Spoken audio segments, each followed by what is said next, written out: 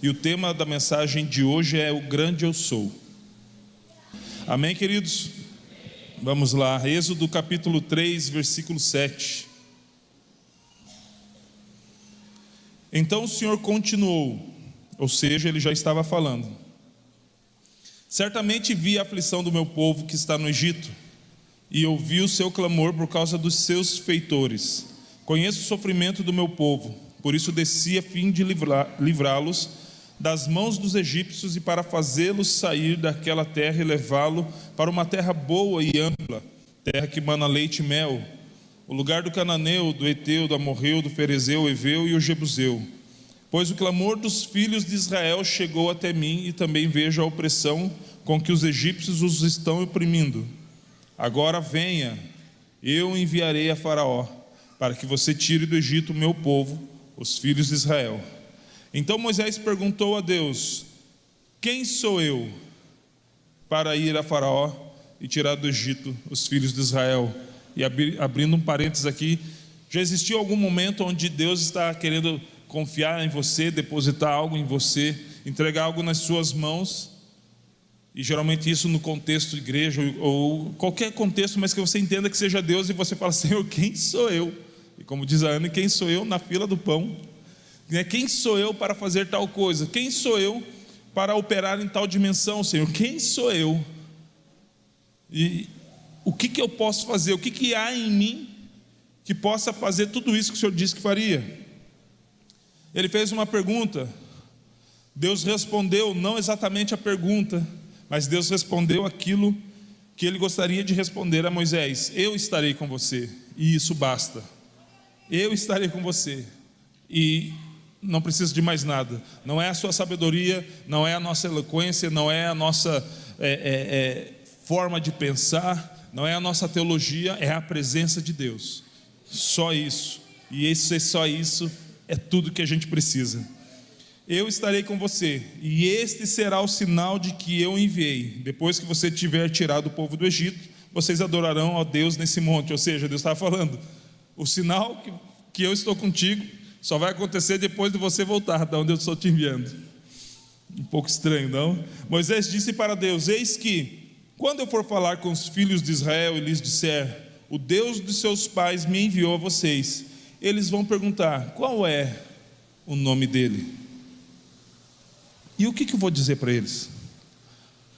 Lembra que Moisés não foi criado, ou pelo menos a sua educação não foi com base nos princípios judaicos, ainda que ele fosse um israelita, mas ele foi criado com os princípios do Egito, porque ele foi adotado pela filha de Faraó. E ainda que Moisés soubesse quem era Deus, ele não o conhecia, a ponto de ele falar: ok, o Senhor me chamou, eu vou libertar os seus filhos, mas eu não sei nem o seu nome. Porque é isso que está dizendo: o Deus dos seus pais me enviou a vocês. Eles vão perguntar: qual é o nome de quem está te enviando? Ou seja, Moisés sabia a respeito de quem ele estava conversando, mas não ainda o conhecia. Qual é o nome dele? Então, o que lhes direi? Versículo 14, disse Moisés: eu sou o que sou. Disse mais: assim você dirá aos filhos de Israel: eu sou, me enviou a vocês. Neste contexto, que acontece no Monte Horebe, Deus chama a atenção de Moisés, através de uma sarça que ardia, ela queimava, porém ela não se consumia. Moisés deseja chegar até essa sarça, e ele deseja chegar perto. Deus fala com Moisés, primeiramente dizendo que ele tire a sandália dos pés dele, porque o lugar que ele está é um lugar santo, o lugar que ele está pisando é um lugar santo. Então Deus fala que é o Deus de Abraão, de Isaac e de Jacó, ou seja, dos patriarcas. Moisés então esconde o seu rosto porque teve medo de olhar para Deus. Esse é o contexto desse texto que a gente leu agora. Ou seja, se após a apresentação desse Deus ele tem medo e se esconde, significa que ele não conhecia Deus ainda, não ainda na sua plenitude. E a sequência de tudo isso é o texto que nós lemos, aquela conversa que Deus tem com Moisés. Mas quando Deus fala o seu nome a Moisés no versículo 14, em hebraico é composto pelo tetragrama YHWH, e que muitas pessoas dizem, conjecturam, de que ele se assemelha ao respirar, porque ele não tem sílaba, só tem consoantes, né? Então, quando a gente olha esse nome sem as consoantes, ela tem o mesmo som da respiração, né? Então, o pastor já até falou sobre isso, né? O Yahuwah, que é quando é o mesmo som que é emitido pela respiração. Porém, para que a gente pudesse, de uma forma transliterada, saber o nome dele, a gente chama ele de Yavé, ou Jeová. Esse era o nome dele, Yavé. E apesar de haverem algumas sugestões e conjecturas, né, sobre o nome, sobre esse tetragrama, basicamente a tradução é eu sou, ou também eu serei o que serei, e até mesmo eu serei continuamente o que eu sempre fui. Glória a Deus por isso. Deus não está se apresentando a Israel, Deus está se apresentando a Moisés, para que o povo de Israel saiba através de Moisés que ele de fato é quem enviou a Moisés, confirmando, porque o povo já sabia, já conhecia Deus, então ele está confirmando quem ele é através de Moisés. Todos os outros deuses, inclusive Faraó, que era considerado um deus, que era considerado a reencarnação de Horus, todos os outros deuses, inclusive Faraó, eram apenas fábulas, e são ainda, que já passaram, pois foram criados segundo invenção, ou segundo um fruto da mente nervosa de alguém, e eles criaram deuses, oferecendo a eles sacrifícios e adoração. Porém, Deus não foi criado. Deus existe por si mesmo. Ele não existe por criação, mas por estabelecimento. Portanto, Deus não depende de qualquer outra coisa para existir. Deus é criador e sustentador de tudo o que existe. Esse é o eu sou. Deus é imutável, imutável em seu caráter e em seu ser, e portanto ele não está no processo de tornar-se algo diferente do que ele é. Por quê? Porque ele é. Deus não está como a gente está, passando por um processo para se tornar algo, que existe um modelo que é Cristo, daquele que nós precisamos nos tornar parecidos. Não, Deus não está passando por um processo para se tornar alguém. Deus é, Ele é, por isso que Ele é o grande eu sou, aleluia. Esse é o nosso Deus. No original do hebraico, no Antigo Testamento, a palavra Yavé, ou esse tetragrama, ele é tratado 5.500 vezes. E ainda diz lá, decálogo, os decálogos veio, e foram mais de 5.000 citações. É o nome mais frequente, mais conhecido e mais citado no Antigo Testamento, o nome Yavé, o eu sou. Em Isaías há um relato do próprio Deus de forma bem interessante, através do próprio profeta Isaías, 43, versículo 11. Eu sou o Senhor, e fora de mim não há salvador. Eu anunciei salvação, eu a realizei e a fiz ouvir. Deus estranho não houve entre vocês, pois vocês são as minhas testemunhas, diz o Senhor. Eu sou Deus. Ainda antes que houvesse dia, eu sou. Ainda antes que houvesse dia, Yavé. Ainda antes que houvesse dia, eu sou. E não há quem possa livrar alguém das minhas mãos. Agindo eu, quem o impedirá? Glória a Deus. Esse versículo ele é muito interessante. Porque ele tem uma ligação muito, muito forte com o Novo Testamento. E principalmente o versículo 13 que diz: ainda antes que houvesse dia, eu sou. Ainda antes que tivesse falado, haja luz, eu já existia, eu já estava estabelecido. Ainda antes que os fundamentos da terra fossem lançados, eu já estava estabelecido como Deus, porque eu sou Deus, eu sou. Antes de todas as coisas, Ele continua sendo quem Ele é. E depois de todas as coisas passarem, Ele continua o mesmo, porque Ele é o mesmo ontem, hoje e será por toda a eternidade. Esse é o eu sou, esse é o meu e o seu Deus, amém? Aleluia.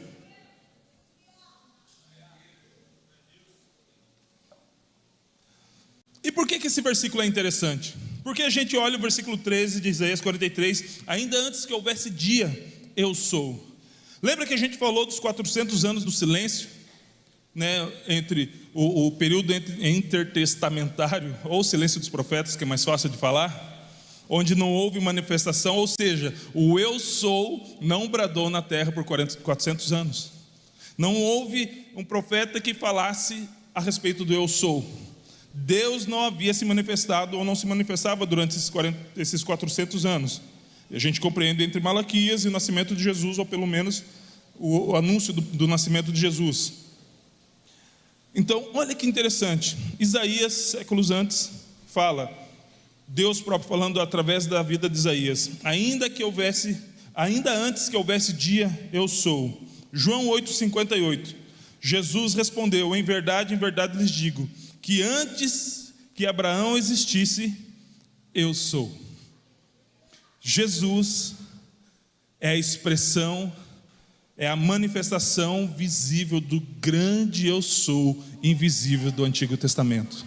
Jesus, ele aponta para si mesmo ao dizer isso. E quando ele está dizendo nesse contexto, na verdade ele estava conversando com alguns judeus, os judeus e alguns fariseus sempre estavam, os judeus sempre estavam ao redor de Jesus, mas alguns fariseus também. E eles estavam falando a respeito de Abraão. E Jesus fala, Abraão viu o meu dia e se alegrou muito. Os judeus falaram, mas você não tem nem 50 anos, você disse que viu Abraão, que já morreu séculos. Aí vem esse versículo, antes que Abraão existisse, eu sou. Antes que Abraão fosse chamado, sai da sua terra e da sua parentela, eu sou. Antes que Abraão fosse chamado para ver as estrelas e entender que tanto as estrelas quanto a areia do mar seriam o número da sua descendência, eu sou. Na verdade, sabe o que ele estava dizendo para aqueles homens? Fui eu quem chamou Abraão.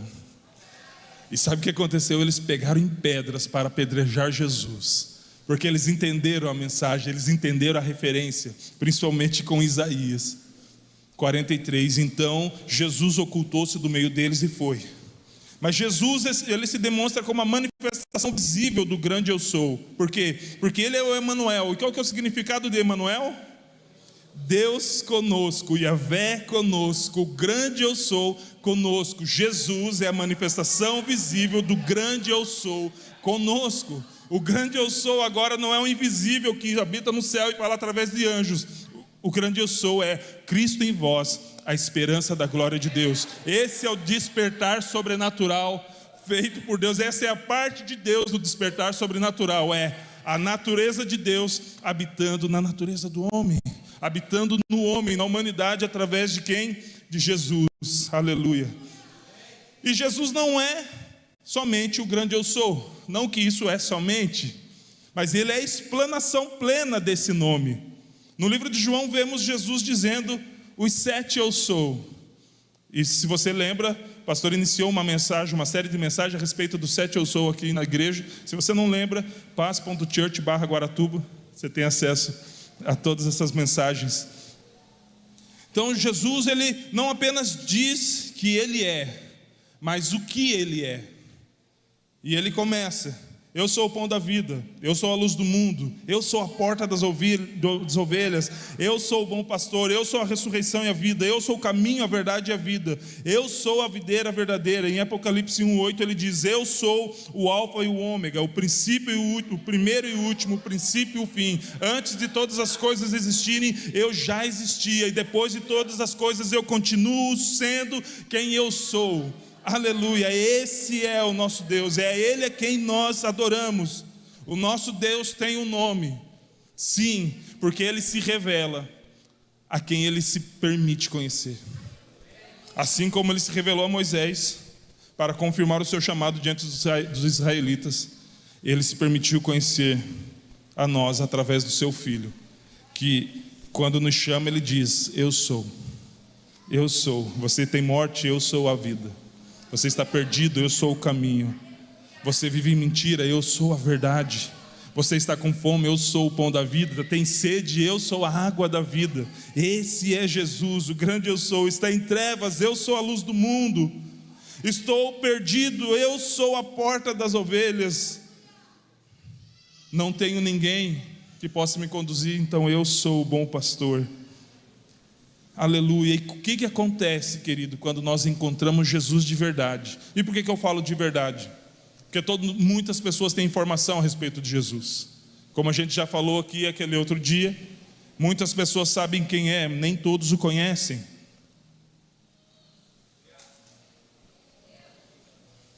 Então o que acontece de fato quando encontramos Jesus de verdade? Algumas coisas precisam acontecer em nossa vida. Algumas coisas precisam evidenciar que encontramos Jesus de verdade. Porque Jesus não veio estabelecer uma religião, Ele não é assembleiano, Jesus não é católico, Jesus não é da quadrangular, Jesus é o Filho de Deus, que veio a esse mundo para salvar o mundo, e essa é a primeira característica daquilo que acontece, essa é a primeira coisa que acontece quando encontramos com Jesus, salvação. João 3,16, porque Deus amou o mundo de tal maneira, e você sabe de cor esse versículo, que deu seu Filho unigênito, para que todo aquele que nele crê, não pereça, mas tenha vida eterna. Porque Deus enviou o seu Filho ao mundo, não para que condenasse o mundo, mas para que o mundo fosse salvo por ele. Quem nele crê não é condenado. Aleluia. Quer sair da condenação, quer escapar pela sua vida? Jesus. Mas, porém, todavia, o que não crê já está condenado, não será, já está. Por quê? Porque a nossa vida com Jesus é baseada no agora. Lembra de Mateus 6? Não fiquei ansioso pelo que a vez de comer, beber ou vestir. Ou seja, é o agora, é o já.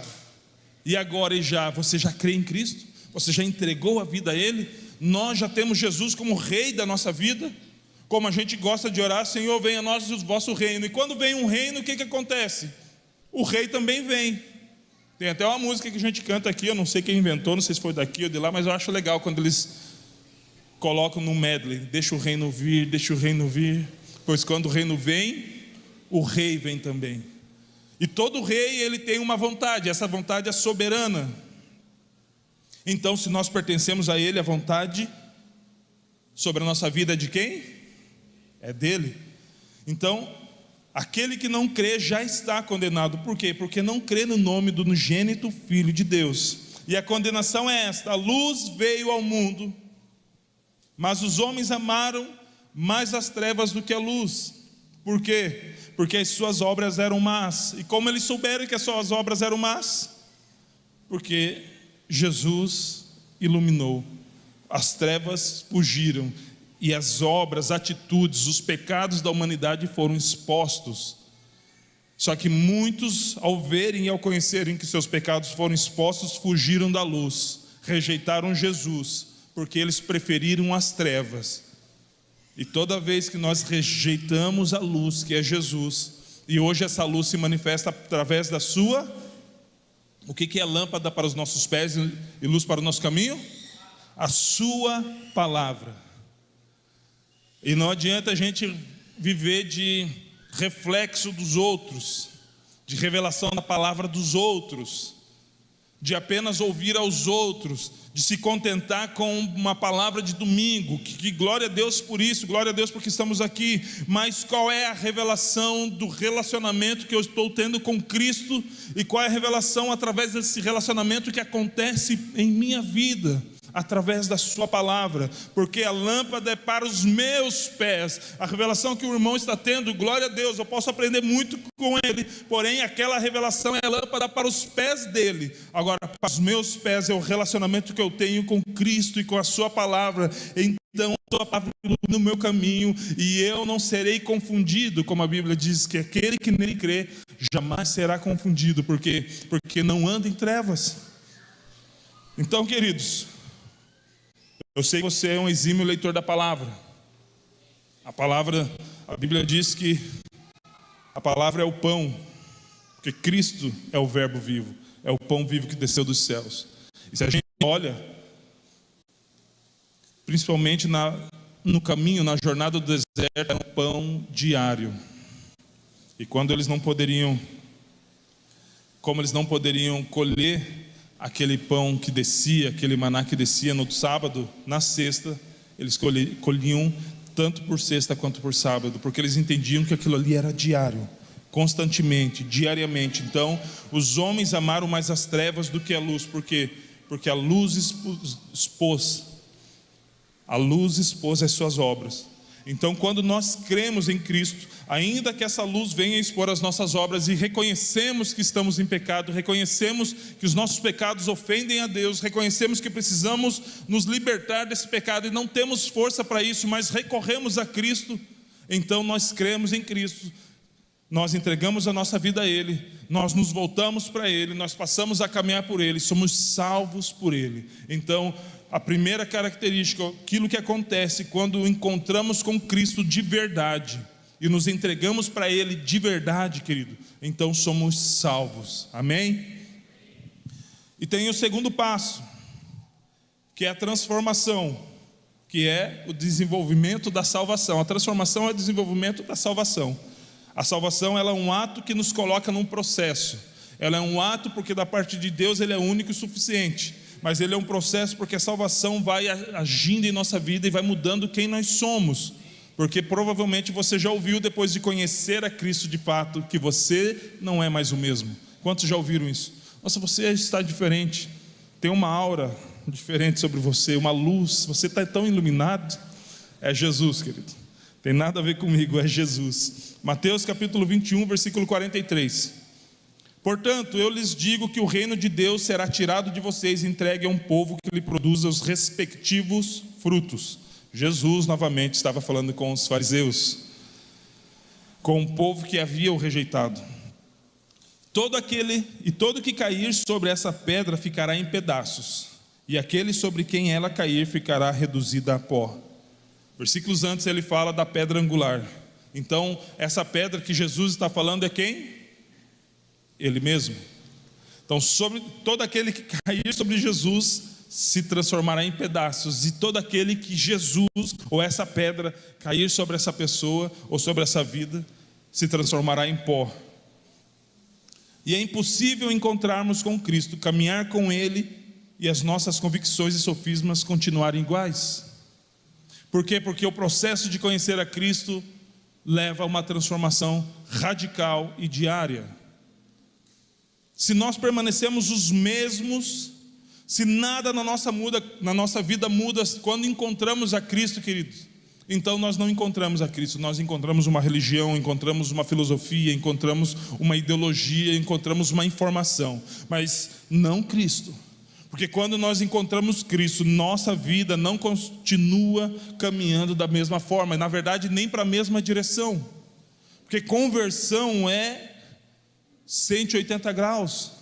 Eu estava indo para lá, eu convergi, eu peguei uma conversão e eu mudei de rota, eu mudei de direção. Alguma coisa precisa mudar. Se eu estava indo para Joinville, eu peguei um retorno, uma conversão, eu mudo, eu não vou mais para Joinville, eu não planejo mais como alguém que deseja chegar a Joinville, eu não calculo mais o quilômetro como alguém que quer chegar para Joinville. Por quê? Porque a minha rota foi mudada. Quando eu conheço a Cristo, quando eu sou salvo por Ele, permito que o Evangelho comece a moldar e mudar a minha vida, então eu tenho práticas diferentes, eu penso diferente, eu falo diferente, eu me visto diferente, eu tenho atitudes, comportamentos, e permito que o meu caráter seja mudado de uma forma como jamais antes. Esse é o Evangelho de Cristo. Não é um Evangelho triunfalista, porque o Evangelho triunfalista, ele não prega a transformação de vida, ele prega a vitória, a virada da vida. Porque todo aquele que me viu passar pela prova e não me ajudou, vai me ver na bênção e vai se arrepender. Me coloca como opositor dos meus irmãos, porque aqueles que não me ajudaram, quando Deus me estabelecer, agora eles vão ter que usar um binóculo para enxergar tão alto quanto Jesus me colocou. Só teve um que quis subir tão alto e ele foi abatido dos céus, querido. Existe uma missão para nós e não é fazer o nosso nome grande, não é fazer o nosso nome conhecido, não é fazer o nosso nome famoso, é colocar o nome de Jesus no lugar mais alto que a gente puder colocar, porque Ele tem um nome sobre todo nome. Não tem a ver conosco, tem a ver com Ele, porque se tira Cristo da igreja, não se chama mais igreja. E eu ouvi uma vez, eu não lembro quem falou, e infelizmente se você tira o Espírito Santo de muitas igrejas, elas não perceberão, porque a sua vida é uma rotina chata e religiosa. Então sem o Espírito Santo ela continua sendo chata e religiosa, porque Ele já não tem mais lugar lá. Não foram essas palavras, mas basicamente é isso. O Evangelho não nos coloca num lugar de grandiosidade, querido. O Evangelho só nos coloca como filhos de alguém grande. O Evangelho é apenas um mendigo que diz ao outro o lugar onde ele encontra pão. E nesse processo nós somos lavados, somos curados, somos restaurados, restabelecidos. Nesse processo de transformação, aquilo que eu fazia não faço mais, e aquilo que eu jamais imaginava fazer, Deus começa a fazer através da minha vida.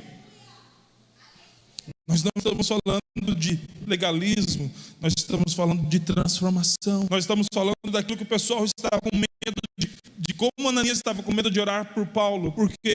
Porque o histórico de Paulo é de que ele arrastava os cristãos para fora e encarcerava ele na prisão. E o Senhor quer que eu vá orar por ele? Só que aí Deus fala, ele não é mais quem ele era. Eu conheci o testemunho de um rapaz que era taxista, só que ele tinha uma vida dupla, e a segunda parte da sua vida é que ele era envolvido com tráfico, com assaltos, e ele conheceu a Jesus, a sua vida foi transformada, e ele encontrou com um dos seus adversários, e o seu adversário chegou até ele, falou, você conhece o fulano de tal? E ele chamou o cara pelo apelido. Ele falou, ele morreu. Eu falei, ainda bem. Ele conversando com a própria pessoa, porque se ele não tivesse morrido, eu mesmo ia matá-lo.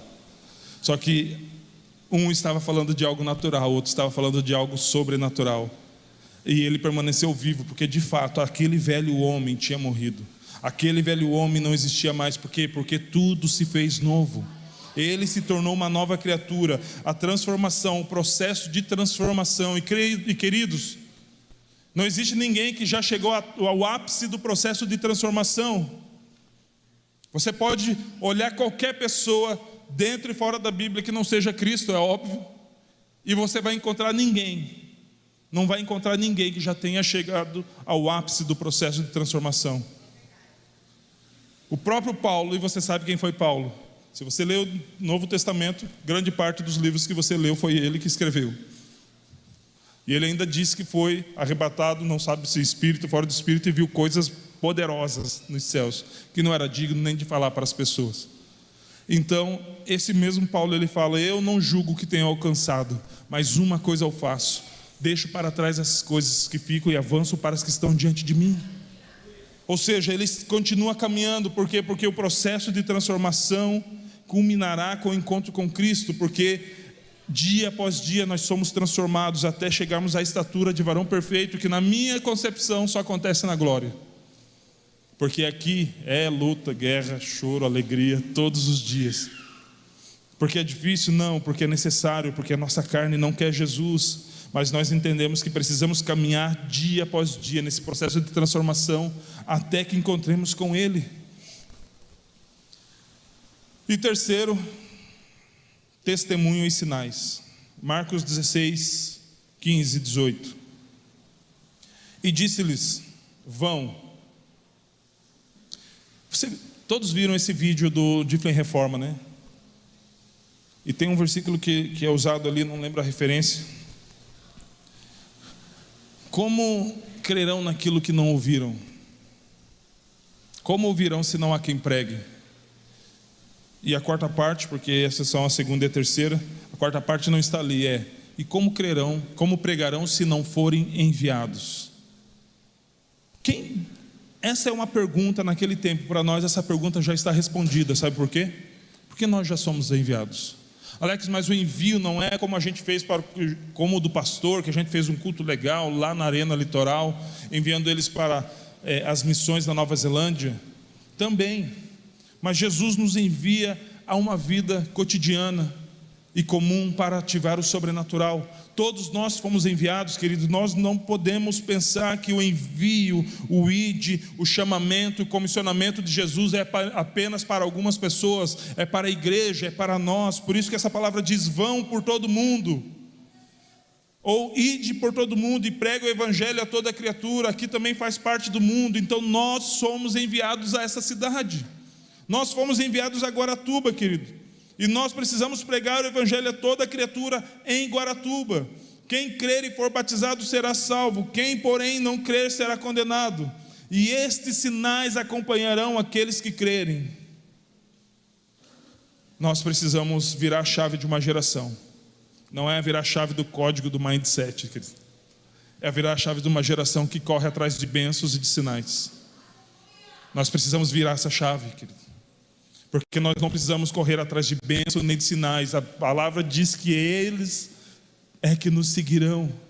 As bênçãos nos seguirão, elas correrão atrás da gente. Por quê? Porque a vida cristã não consiste em correr atrás de bênção, consiste em ter um relacionamento com o abençoador. E também uma vida cristã não consiste em correr atrás de sinais. É óbvio que a gente viu em muitos lugares, principalmente o evangelho na década de 70, 80 e até 90, de pessoas enchendo os estádios, e glória a Deus por isso. Deus levantou homens que ficaram conhecidos pelo mundo todo, que arrastaram multidões sem ter nem rede social, eles enchiam o Maracanã. Mas agora não é um homem alcançando e chamando as multidões para ouvir falar de Jesus, são as multidões se levantando e saindo das ruas para ganhar uma outra multidão através de Jesus. Nós não vamos correr atrás de sinais, agora os sinais vão acompanhar aqueles que creem. E você não precisa correr atrás do sinal, querido, você precisa se mexer e o sinal vai correr atrás de você. E quais são os sinais? Em meu nome expulsarão demônios, falarão novas línguas, pegarão em serpentes, e se beberem alguma coisa mortífera não lhes fará dano ou mal algum. Se impuserem as mãos sobre os enfermos, eles ficarão curados. Se coloque de pé, por gentileza.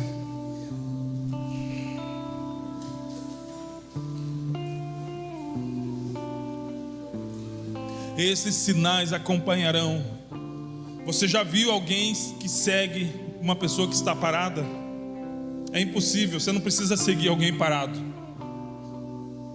Você não consegue e nem precisa perseguir alguém parado. Os sinais só não nos acompanham, sabe por quê? Porque não despertamos ainda.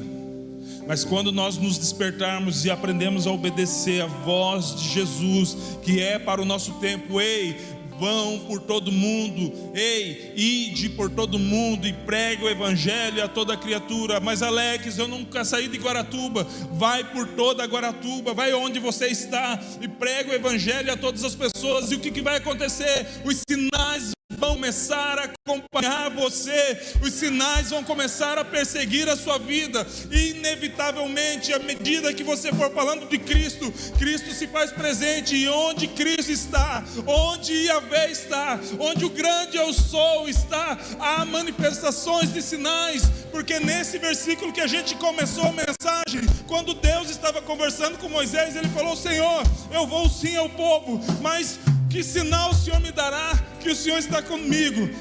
Moisés, pegue um bordão, e quando você chegar diante dos filhos, lance esse bordão no chão, ele se tornará numa serpente. Você pega na cauda e ela voltará a ser um bordão, um cajado. Ou seja, a evidência de que eu vou estar com você, Moisés, são os sinais.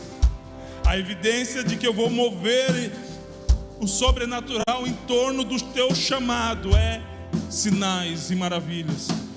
A evidência de que Jesus está conosco, porque os sinais estão acontecendo e cada dia mais vão acontecer, porque por enquanto ainda são alguns que pregam, mas quando todos nós nos levantarmos como um exército forte, poderoso, então os sinais vão começar a se multiplicar pelos life groups, pelas casas, pelas ruas, pelas vielas, pela vizinhança, numa reunião familiar, uma simples oração de almoço: Senhor, cura o meu amigo, e a manifestação do grande eu sou vai acontecer, porque tudo que precisamos fazer é para a glória dele, não é o nosso nome nem de ninguém que precisa ser exaltado, é o grande eu sou.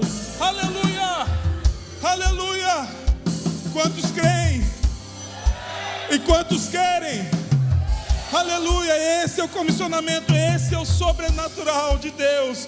O despertar sobrenatural é conhecer a Jesus e fazê-lo conhecido. O despertar é conhecer a Jesus e fazê-lo conhecido. É manifestar a natureza poderosa e sobrenatural de Deus através de você. Ei, desperte, levante e vá. Seja o que for que você estiver fazendo, pregue o evangelho a toda criatura. Porque quando você impor a mão sobre o enfermo, no nome de Jesus, ele será curado. O despertar sobrenatural é o reino e a cultura do reino de Deus invadindo a cultura do homem, mudando quem nós somos, porque pertencemos a essa cultura, ainda que estejamos aqui. E eu quero fazer um convite para você. Primeiro, para você que está aqui como convidado, querido. É a primeira, segunda, terceira ou 10ª vez que você vem até essa igreja ou alguma igreja cristã, e você ainda não, de verdade, não teve um encontro com Cristo. Talvez você teve um encontro com a religião, com a informação, com a ideologia, com a filosofia cristã, mas ainda não teve um encontro com Cristo a ponto de você se entregar de fato e de verdade a Ele. E se você está aqui, ei, Ele está te chamando. Se você está aqui e deseja recebê-lo como seu Senhor e Salvador, levante uma das suas mãos, eu quero orar contigo, querido. Glória a Deus, aleluia. E se você também caminhou com Jesus, está um pouco longe, um pouco afastado, mas deseja retornar para o grande eu sou, também levante uma das suas mãos, querido. Saia do seu lugar. A pessoa que está aqui do seu lado,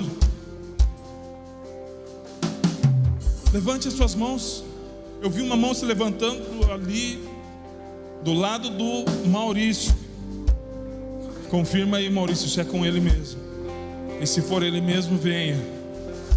Queridos, vamos lá. Se você deseja se entregar a esse Jesus, esse grande, poderoso eu sou, que é o Cristo, que é a manifestação visível do poder de Deus, que é a manifestação visível do Deus invisível, de Yahvé. Se você está aqui, não se detenha, queridos, não se demore. Jesus está te chamando. Se entregue a Jesus. Permita que Ele transforme a sua vida, a sua história. Permita que Ele converta o seu caminho. Aleluia. Poderoso, grande eu sou, que é digno, não há outro. Poderoso, grande. Eu sei que você está aí escondido ainda numa dessas fileiras de cadeiras, ainda que o culto esteja meio escuro, mas os olhos de Deus estão sobre você. Ele te viu, querido. Saia do seu lugar. Saia do seu lugar, querido. Venha se entregar. Amando ao pecador, mas não